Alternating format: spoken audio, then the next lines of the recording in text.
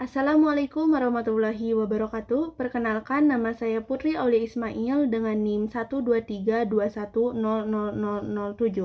Saya dari kelas 2A, jurusan Pendidikan Islam Anak Usia Dini, Fakultas Tarbiyah dan Keguruan UIN Sunan Gunung Jati Bandung. Saya di sini akan mempresentasikan artikel jurnal yang telah saya buat dengan judul Perkembangan Motorik Halus pada Anak Usia Prasekolah dan Kegiatannya, guna untuk memenuhi tugas akhir mata kuliah Perkembangan Fisik dan Motorik Anak Usia Dini. Oke, materi yang pertama ada motorik. Motorik berasal dari kata motor yang berarti suatu unsur biologis yang menyebabkan terjadinya suatu gerak. Atau motorik adalah semua gerakan yang dapat dilakukan oleh seluruh tubuh. Sedangkan perkembangan motorik mencakup perkembangan kematangan dan pengendalian gerak tubuh. Proses motorik ini terdiri dari 3 komponen yang saling berhubungan, yaitu otot, syaraf, dan otak. Terdapat 2 jenis keterampilan motorik, yaitu motorik halus dan motorik kasar. Yang akan kita bahas ialah motorik halus. Motorik halus adalah pengorganisasian penggunaan otot-otot kecil seperti jari dan tangan yang sering membutuhkan koordinasi cermat antara mata dan tangan. Motorik halus ini mencakup beberapa keterampilan lainnya, seperti yang pertama ada grasping atau menggenggam. Kemampuan menggenggam ini terbagi lagi kepada beberapa jenis, diantaranya penggenggaman palmer, di mana anak menggenggam menggenggam benda dengan telapak tangan. Yang kedua ada penggenggaman pincer, di mana perkembangan motorik halus ini lebih baik dan mendorong anak untuk dapat memegang benda atau menggenggam dengan tangan lain daripada dengan telapak tangan, jadi dengan jari-jarinya. Nah, yang kedua ada memegang. Anak usia dini dapat memegang benda-benda kecil dan besar. Hal ini dikarenakan kemampuan motorik halus anak semakin baik, yang berarti mereka lebih mampu memegang benda-benda kecil. Yang ketiga ada merobek. Merobek dapat dilakukan dengan kedua tangan sepenuhnya atau dengan 2 jari, yaitu ibu jari dan telunjuk. Yang terakhir ada menggunting. Berlatih menggunting akan meningkatkan kemampuan motorik halus anak. Ketika motorik halus anak menjadi lebih baik, gerakan menggunting yang paling dasar dapat diikuti oleh anak dengan gerakan yang sangat kompleks. Selanjutnya ada kemampuan motorik halus anak prasekolah. Terdapat beberapa kategori umur untuk kemampuan motorik halus anak prasekolah ini. Yang pertama ada usia 3 tahun. Pada usia ini anak sudah bisa memasang manik-manik besar, melukis tanda silang, berpakaian dan membuka pakaian sendiri, melambaikan tangan, menyusun 10 balok tanpa jatuh, meniru garis vertikal, membuat menara dari 8 kubus, dan menggoyangkan ibu jari. Selanjutnya yang kedua ada pada usia 4 tahun. Pada usia ini perkembangan motorik halus ditandai dengan kemampuan untuk menggunakan gunting, menggunting sederhana, dan menggambar bujur sangkar. Yang ketiga ada pada usia 5 tahun. Pada usia ini perkembangan motorik halus ditandai dengan kemampuan untuk menggunakan palu untuk memukul paku, mengikat tali sepatu, menulis beberapa huruf alfabet, dan menulis nama. Yang keempat atau yang terakhir pada usia 6 tahun. Pada usia ini perkembangan motorik halus ditandai dengan kemampuan untuk menggunakan garpu, sendok, pisau, tidur tanpa bantuan, dan membuat sesuatu dari lilin atau tanah liat. Nah, selanjutnya ada tujuan dari pengembangan motorik. Di antaranya, yang pertama, meningkatkan kemampuan untuk menggunakan otot-otot kecil seperti gerakan jari tangan. Yang kedua, meningkatkan kemampuan untuk mengkoordinasikan kecepatan tangan dengan mata. Dan yang terakhir, meningkatkan kemampuan untuk mengendalikan emosi. Oke, selanjutnya ada kegiatan pengembangan motorik halus. Terdapat beberapa kegiatan yang dapat mengembangkan motorik halus. Di antaranya yang pertama ada menulis. Menulis adalah proses menyampaikan ide atau konsep dengan bahasa tuli sebagai alat utama. Menulis juga meletakkan simbol grafis yang mewakili bahasa tertentu yang dipahami oleh orang lain. Nah, keterampilan menulis ini adalah kemampuan untuk menulis huruf, angka, nama, atau tanda bahasa lainnya dengan suatu alat tulis pada sebuah halaman. Kemampuan menulis ini terdiri dari 4 tahap. Yang pertama ada scribble stage. Pada tahap ini, anak mulai belajar bahasa tulisan dan cara mengerjakan tulisannya. Mereka membuat tanda-tanda dengan alat tulis, tetapi tanda-tandanya itu masih sangat acak-acakan. Proses menulis ini terbagi lagi kepada 2 tahap, yaitu yang pertama ada coret-mencoret, di mana anak membuat coretan dengan bentuk apapun, terkadang mengacu pada tulisan, namun terkadang juga hanya coret-mencoret saja. Nah, atau selanjutnya ada coretan terarah, di mana anak-anak meningkatkan kontrolnya terhadap alat tulis dan memperoleh pemahaman tentang bentuk huruf. Pada titik ini, coretan anak sudah mengambil bentuk yang spesifik. Yang kedua ada linear repetitif. Pada tahap repetisi linear ini, anak-anak mulai menulis, tetapi tetap dalam bentuk pengulangan linear atau horizontal.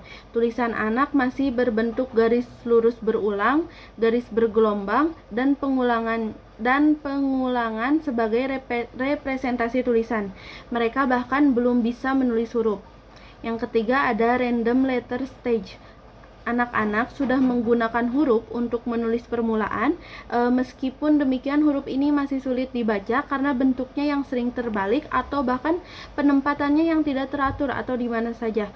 Oleh karena itu, huruf tersebut dibagi menjadi 2. Yang pertama ada huruf acak secara keseluruhan. Hal ini di mana anak-anak mulai menulis dengan mencontoh bentuk huruf. Sistem menulis dari kiri ke kanannya masih cenderung belum sempurna dan huruf-huruf yang dibuat masih bertebaran. Yang kedua ada semi huruf acak tulisan. Anak terdiri dari huruf atau deretan huruf yang menggambarkan sebuah kata, frasa, atau kalimat, tetapi tidak ada hubungan antara simbol dan kata atau lafal yang dimaksud. Dan yang terakhir ada letter name writing or phonetic writing. Pada tahap ini, anak-anak belajar menghubungkan tulisan dengan ejaannya. Pada tahap ini juga dikenal sebagai tahap menamakan huruf. Huruf fonetik dibagi menjadi 2 bagian. Yang pertama, 1 huruf, 1 suku. Nah, yang terakhir ada letter name writing or phonetic writing. Pada tahap ini, anak-anak belajar menghubungkan tulisan dengan ejaannya. Pada tahap ini juga dikenal sebagai tahap menamakan huruf. Huruf fonetil dibagi menjadi 2 bagian, yaitu 1 huruf 1 kata, di mana tulisan anak didasarkan pada bunyi. Pada titik ini, penggabungan frafem dan nama huruf jelas terlihat. Anak-anak menulis kata berdasarkan nama huruf dan mereka seringkali tidak dapat menemukan pasangan huruf yang tepat untuk satu kata. Yang kedua ada suku terbuka. Tulisan anak dibuat dengan menggabungkan 2 huruf untuk membuat suku terbuka. Anak-anak sangat kesulitan dengan suku kata tertutup. Latihan mengeja suku terbuka sangat membantu anak pada tahap ini. Nah, yang kedua ada meronce. Kegiatan meronce adalah kegiatan yang membutuhkan koordinasi mata dengan tangan dan kelenturan jari-jari. Meronce juga melatih kreativitas dengan bahan yang digunakan yaitu menata, menumpuk, mensejajarkan, dan menyusun benda-benda atau pernik-pernik. Manfaat dari meronce itu diantaranya, yang pertama, membantu kemampuan motorik halus. Saat anak meronce, mereka menggunakan tali untuk memasukkan roncean ke dalam lubang. Dan yang kedua, melatih koordinasi mata dengan tangan. Anak menggunakan kedua tangan dan mata saat memasukkan roncean, sehingga perlunya koordinasi antara mata dan tangan. Yang terakhir, meningkatkan perhatian dan konsentrasi. Saat anak meronce, mereka membutuhkan latihan dan konsentrasi untuk memasukkan roncean dengan tepat ke dalam lubang.